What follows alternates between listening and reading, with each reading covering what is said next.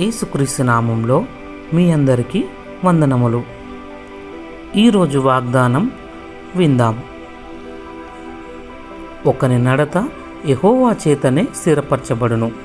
కీర్తనలు 37:23. మీరు మీ సుఖాసక్తి నుండి విముక్తులు కండి. ప్రభు నిమిత్తం ఇప్పటి వరకు మీరు చేయనిది ఏమైనా ఉంటే అది మీకు మంచి తరుణం. ఇప్పుడే చేయండి. ఒక అరగంట ముందుగా నిద్ర మేల్కొని ప్రార్థనలో గడపడం, లేదా వస్త్రాలో నిస్సహాయ స్థితిలో ఉన్నవారికి ఇవ్వడం, రోజులుగానే సంవత్సరంలోగానే మనతో పగవారిగా ఉన్న వారితో క్షమాపణ కోరడం లాంటిది ఏదైనా ఆచరించండి. అడుగు బయటకు వేయండి. అతీతమైన పనులకు నడుము కట్టి సాధించండి. అప్పుడు నీపైన వరాల జల్లులు పడడం చూస్తాం. మనం ఒక్క అడుగు ముందుకు వేస్తే మనల్ని అందుకోవడానికి ప్రభువు 2 అడుగులు ముందుకు వేస్తాడు. ఇది ప్రభు వాగ్దానం.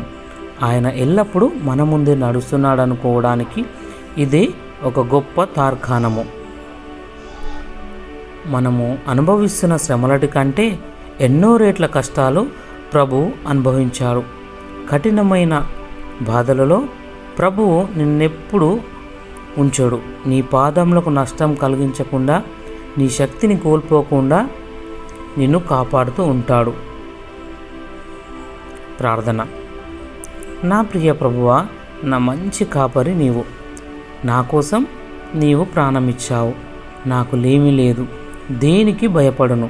నా జీవితకాలమంతా నా ప్రభు అడుగుజాడలలో నడవడం నాకు నేర్పించు.